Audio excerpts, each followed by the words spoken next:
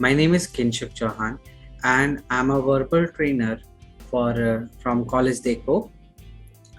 So I prepare students there for different type of competitive exams if they want to go abroad.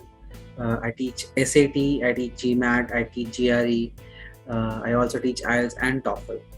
So today we are going to do a demo video for the GRE's verbal section, and the topic we are going to specifically choose is the reading comprehension. We are going to look at a few questions from the reading comprehension section of the verbal part of GRE. But before we do that, let us understand a few things about the GRE test.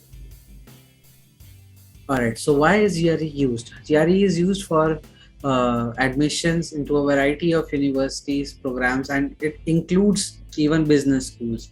So GRE is not specific to only master's program, but if you want to go into the business schools, you can go through a score of GRE as well. Right, there are going to be three main portions here, basically three major things. If you want to divide what GRE tests you on, you can divide it into three major parts: analytical writing, quantitative reasoning, and verbal reasoning. And analytical writing part consists of two essays. There you have to present your views, and one part, in the other part you have to analyze the situation and present an analysis. Then quantitative reasoning, and there are going to be your verbal reasoning part, that is also going to be there, and they are divided into sections of 20 questions each. Right, so you have to answer there 80 multiple choice questions from verbal part and the quants part, from the English part and the maths part. Right, there are additional 20 questions which are experimental of nature, so you will not know that which section was experimental. Let us get a more understanding of the scoring part now. So if we talk about the analytical writing score, the score goes on from 0 to 6, and it is a half point increment. In the verbal part, the score starts from 130, it goes till 170, and it is same for the quants part, that is, it starts from 130 and it goes to 170. The scores are reported individually. There is no one final score, so your analytical writing section score will be different. Will be represented as a separate entity, your verbal reasoning score as a separate entity, and your quantitative reasoning score as a separate entity. Also, you need to understand here that this is a section level adaptiveness in the GRE test. So what does section level adaptiveness means? It means that after you attempt a section, let's say you attempt the first verbal section, right? So this is your, let's say, first verbal section, and let's say the difficulty was medium here, right? But now if you have answered most of the questions correctly, if you have performed well, then you will get a higher difficulty question. So your second question, on that basis, the difficulty will be high here. But if you have not performed well, then your second question, the difficulty will be low. Low difficulty means, again, your marks will be low here. The points you are awarded for each right question will be low. But if the difficulty is high, so whatever questions are correct, so you are getting more marks there, you're getting more points there. All right. Okay, let's move on now. So let's talk about the verbal part of the GRE. So verbal part, there are three types of questions. You can categorize them in: reading comprehension, text completion, and sentence equivalence. Reading comprehension also you can divide into one category, which is a minor category. It is a short passage question. Basically, there you will be presented with an argument, and you have to analyze that argument in a certain manner. Apart from that, there are long passages as well, typical to the comprehension style. Then there are text completion questions. Now these questions, you can have a very short passage like one sentence or two sentence, and you can have like one blank or two blank or three blank. So there are different types of question in these, and some questions will be single blank questions, some questions will be two blank question, and some questions will have three blanks. So you'll have to make your choices appropriately. The other category is sentence equivalence question. Here you will always have one blank only, but your answer choices will be more. You will get 6 answer choices, and out of those 6, 2 will be correct. So they will again be testing you on the same scale, but in a different manner altogether. All right, let's go to our section, reading comprehension, for the demo class now. Okay, so this question, as you can see, it is asking us which of the following, if true, most strengthens the argument. So this is a short RC question, you can say. Here, you are given a specific task. You are supposed to analyze this argument and you have to find out what is going to, which of the answer choices from A, B, C, D, and E is going to strengthen it, right? So the first part is you're supposed to understand what is an argument. An argument is your opinion backed by certain facts. So here also you'll have to find out what is the opinion of the author, or how is the author backing it, and then you have to choose an answer choice that even further increases the author's opinion, further strengthens the author's opinion, makes it more decisive, makes it more efficient. Okay, so now let us go through the argument. So it says the sales can be increased by the presence of sunlight within a store has been shown by experience of only say fast departmental store with a large skylight. So now they're telling us that there is a departmental store which tells us that the sales can be increased with the presence of sunlight in the store. Now, and this particular store, what is that? It is Safe Fast department store. Then the author says the skylight allows sunlight into half of the store, reducing the need for artificial light. So they are telling us what is the scenario inside that Safe Fast department store. Next, it says the rest of the store uses only artificial light. So where they are not getting the natural light, they are using the artificial light. Finally, the author says, since the store opened 2 years ago, departments on the sunlit side have had substantially higher sales than the other department. So what are they telling us? That this study is backed by the fact that their growth of their sales happened on the sunlit side and not on the other departments. So basically, what is the point here? So finally, what they are trying to say? They are trying to say that sales have increased, right? Their final end is that they have increased the sales. How have they increased the sales? By making it, by letting the sunlight enter. So sunlight enters and what happens? Sales increases. So now that we understand this concept, we are not supposed to even further strengthen it. We have to show that this is going to work, that sunlight enters, then sales increases. If you have natural sunlight, then your sales are going to be on the higher side. All right. So what we are going to do, we're going through the answer choices. We'll evaluate if they can prove this, if they can help this or not. Right. Remember that you have to consider them to be true. There is a condition involved here, if true. So do not find anything negative about an answer choice, that this could not be possible. Rather, try to assume that if it is possible, what is the result? How does it affect the argument? So now the question says, now the answer choice says, on particularly cloudy days, more artificial light is used to illuminate the part of store under the skylight. So now if you pay attention, this answer choice is considered with what happens on a cloudy day, right? So we don't know if on the cloudy day the sales is increasing or decreasing by the increase of artificial light or not. So this answer choice has no implication on what the author's argument is. So we are going to eliminate answer choice A. Now answer choice B says, when the store is open at night, departments in the part of the store under skylight have sales that are no higher than those of the other departments. So now they are talking about when it is at night. So nighttime means there will be no sunlight. And what is happening when this is happening and under these conditions when there is no sunlight? They are telling us that sales are no different. They are no higher, right? So sales are not being affected in the night. That means what? It points out towards that sunlight has to do with something. So of course, we'll have to hold on to this answer choice. Now see, argument already tells us that sunlight is there when the sales are higher. So we cannot say that we don't know about the day part here. In the night time, they are showing a contradiction here. So we have to consider this. Hold on to this answer choice. Let's move further. So answer choice C now says, Many customers purchase items from departments in both parts of the store on a single shopping trip. So this answer choice is actually telling us what most customers do on a single shopping trip, right? So they purchase from both parts of the store. We are not concerned with that. Right? That does not affect our argument anyhow, and this case is specific to a single shopping trip. We are not looking for that. It has nothing to do with the sunlight part. So no, that is not going to happen. Right. Next, answer choice D. Besides the skylight, there are several significant architectural differences between the two parts of the store. Right. So see, now this is telling us there are other differences as well.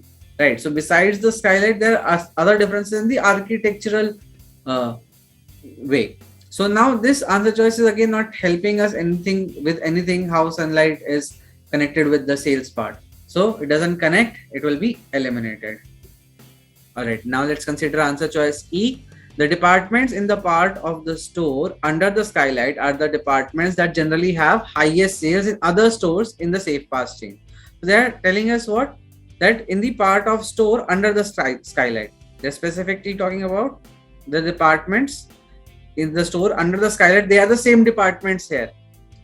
They are the same departments where they are generally having highest sales in the other store. This means what? Only for this store, the skylight is a special condition. Otherwise, they have highest sale in the other stores as well. So this tells us that skylight is not a factor, that the sunlight on the inside the department is not a factor here. This does not strengthen our argument, but what it do? It weakens our argument. It does exactly opposite of what we are supposed to do. So we are going to eliminate this answer choice. So what will be the right answer? Answer choice B will be the right answer. All right, let's move on to the next passage. All right, so this is what you can consider a longer passage. This is a medium-sized reading comprehension question. You can say that there can be passages which are longer than this one, right? So now let us work with the question. The question asks us, the passage is primarily concerned with discussing. So they want us to know, what does this mean? This means what is their concern with the discussing? What is the main idea of what the author is saying? Now, the main idea will always be something that is generic to the entire passage. It will not be from a specific part. So now what you need to do is you need to move through the passage. You have to understand what is happening. You have to mark out something on your scratch paper in order to pay attention, to stay focused. Now what does it say? Let's go through the passage. Passage says, while the best 16th century Renaissance scholars mastered the classics of ancient Roman literature in original Latin and understood them in their original historical context, most of the scholars educated contemporaries knew the classics only from the school lessons on selected Latin texts. Now see, what is happening here? They're talking about two different categories. What are those? Best scholars and the contemporaries, right? So these are the two categories that you have. So how to take notes now? So you write scholars, right? And the other thing is contemporaries, right? You can write down that in short. Now, what did scholars have? They mastered the classics in the original Latin, right? So they have mastered the classics in the original Latin. That means what? They have gone through the original stuff. They have done the original part, right? What have the contemporaries done? Only from the selected Latin texts, right? So they read the original? No, they have read only the selected parts. So that is where the author makes the beginning. Now let us continue with the next sentence. Next sentence says, these were chosen by the Renaissance teachers after much deliberation. So what were chosen by the Renaissance teachers? The selected lectures, right? So then it says, why was it done? For works written by and for sophisticated adults of pagan Rome were not always considered suitable for Renaissance young. The central Roman classics refused to teach appropriate morality and frequently suggested the opposite. So what is happening here? Renaissance teachers had to deliberately choose these texts. Why? Because the central Roman classics, they refused those texts to be suitable for the Renaissance young. So what happened here? They opposed, right? So Renaissance teachers were opposed. So how do we represent that? Renaissance teachers, what did they do? They selected the text. Why? Because the classics opposed. Now let us see how this is developed further in the passage. Then the author says, teachers accordingly made students' needs, not textual and historical accuracy, their supreme interest. So what did they do? They made their needs, but they were not concerned with the textual and the historical accuracy. So what were they doing? They were their supreme interest. After that, they were chopping dangerous texts into short phrases and using these to impart lessons extemporaneously on variety of subjects. So they were chopping the dangerous text into short phrases. They were making it very concise, and then they were teaching it. And what did they teach? They taught from syntax to science. So basically, what did they do? How did teachers move further? They crunched it, right? So they made it short. So it chopped down. So you write chopped, right? Texts were chopped. That is your point here from this sentence. So see, basically the idea is you pick some point from the sentence, whichever seems likely to you, right? The idea behind is just to stay connected so that later on you can connect the dots. These are basically dots. All right. So let's continue. The final sentence, the author says, thus, I believe that a modern reader cannot know the associations that a line of ancient Roman poetry or prose had for any particular educated 16th century reader.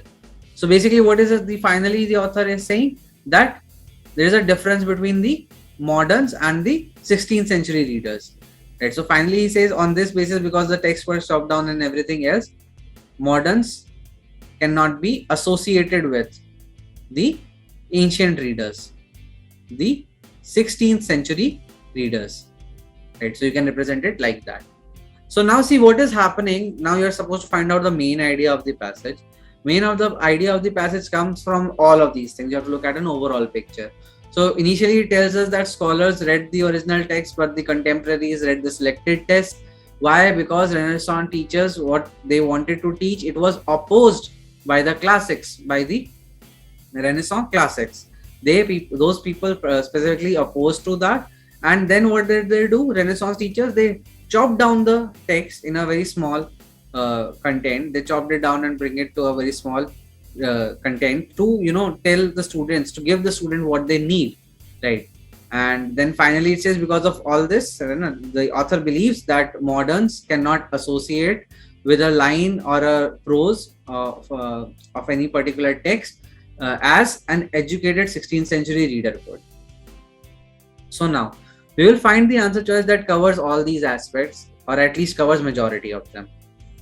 Now answer choice A says unsuitability of Roman classics for teaching of morality. Now see, in this sentence here, they do say that they opposed teaching morality, right?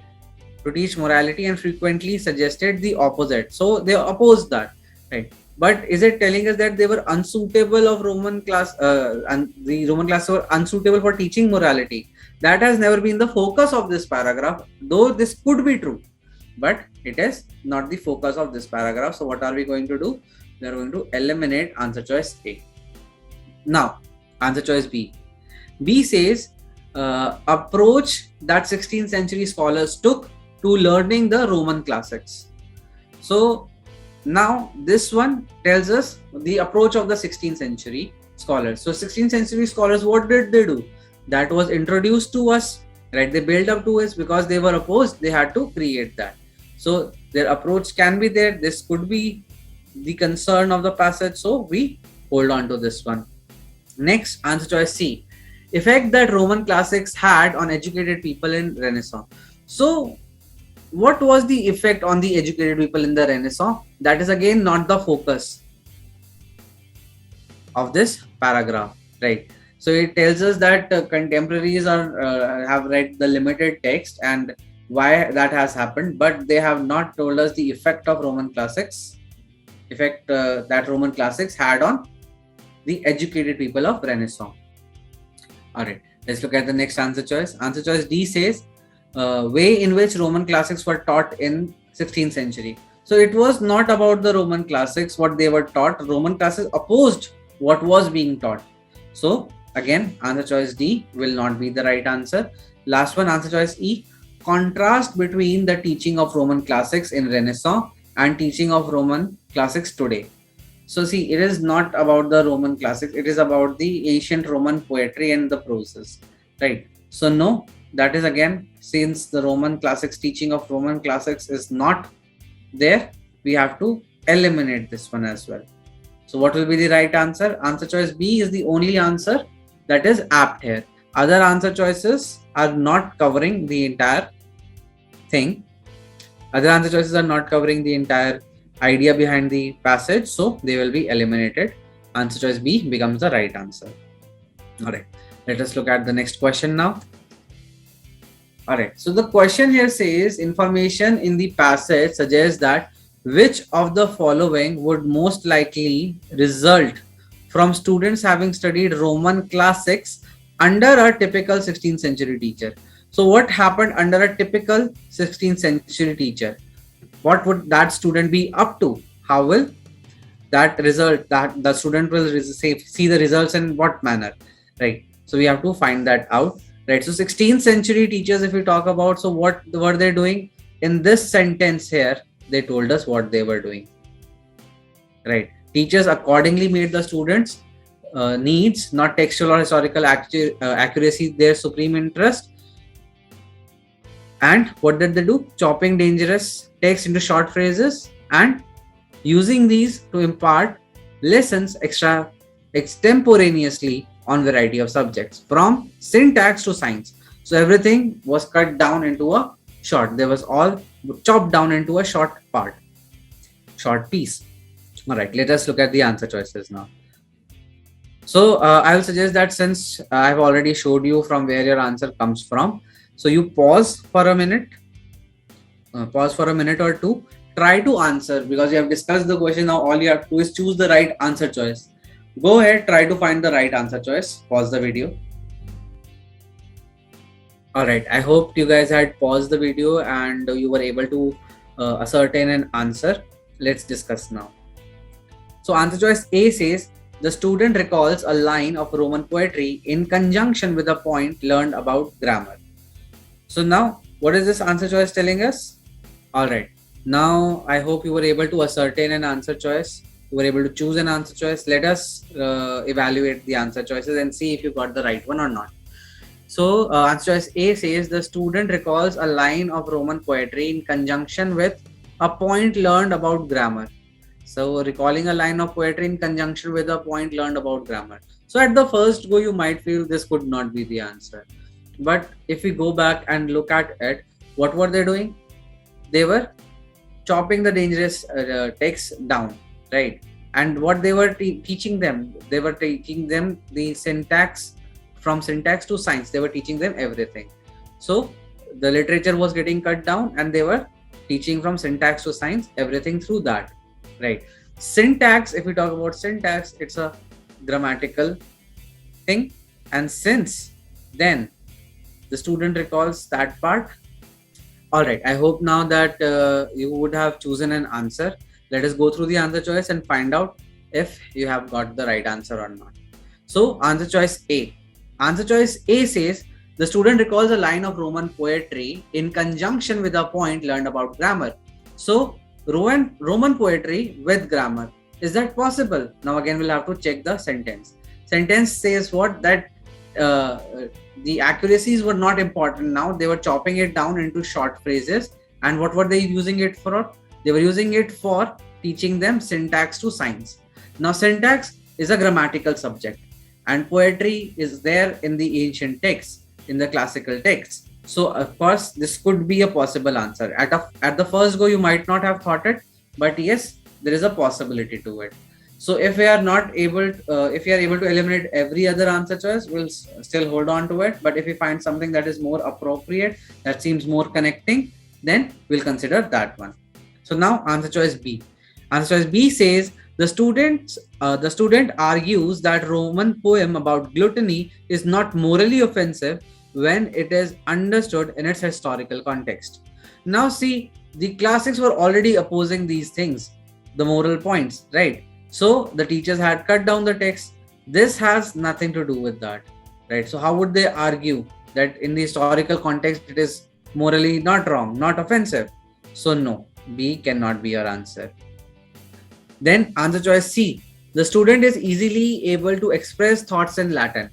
So how easily he is able to express thoughts in any language? That is not the concern here. That is not what the teachers are doing there, right? That is something not what the students are learning.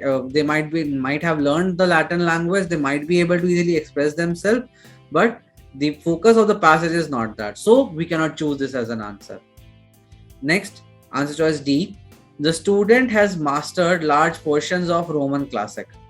So again, how can they master the large portions of Roman classics when the teachers of that time, 16th century, are actually cutting down the text? So that is difficult. So again, it will be eliminated. Then last, answer choice E, it says the student has a sophisticated knowledge of Roman poetry, but little knowledge of Roman prose. See, in the last line, the author clearly says that the educated 16th century reader will have what? Will have a better understanding, better association of that line with Roman poetry or prose. So, since it has to be both poetry and prose, here it is not. He says the prose part is little and the Roman poetry part is going to be sophisticated. So, again, answer choice E will not be the right answer. We are left with only one choice, answer choice A.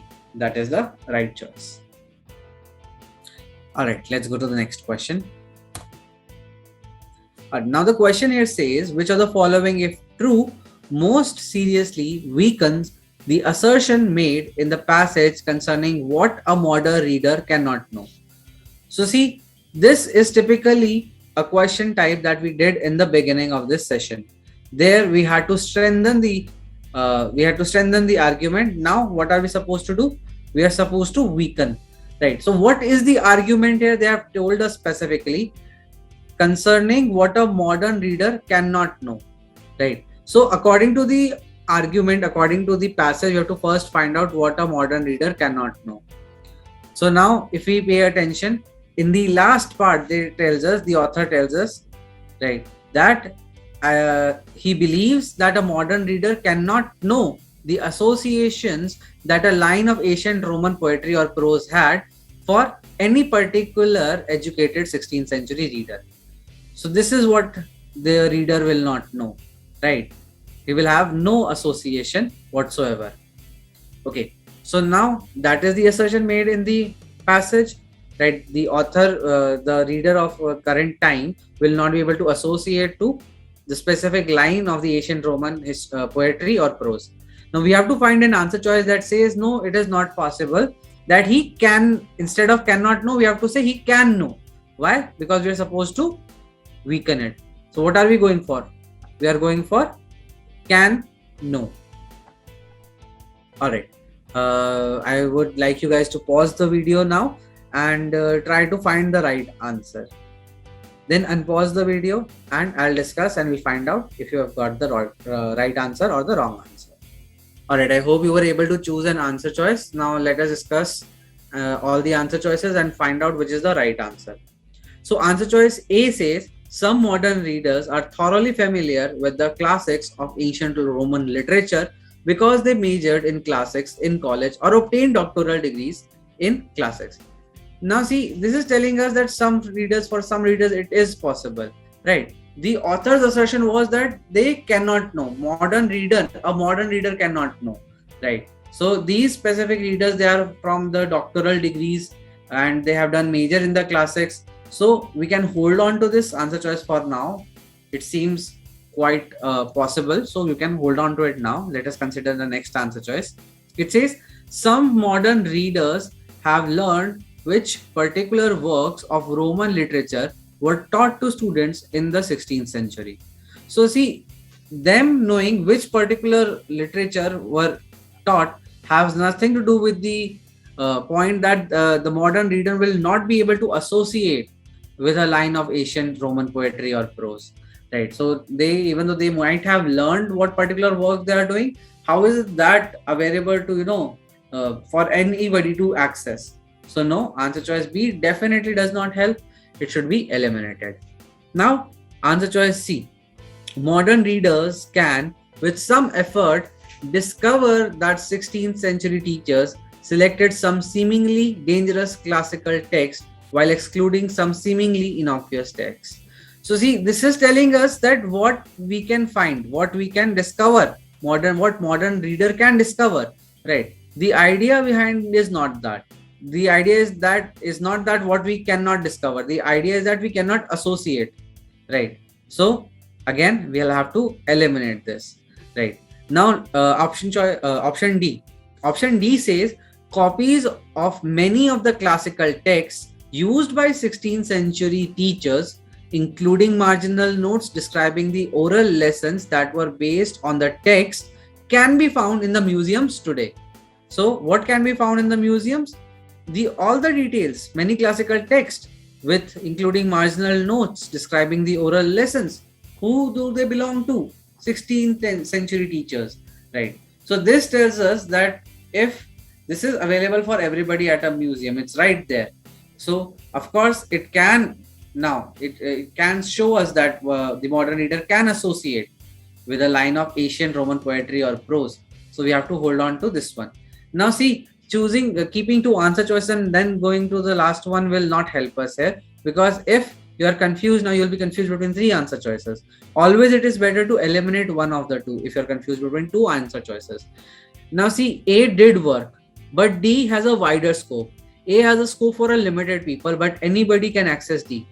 If we go back to the question statement, the question statement says most seriously, right? So what is better? Some readers with PhDs and majors in the classics, that, or availability in a museum available to the entire public?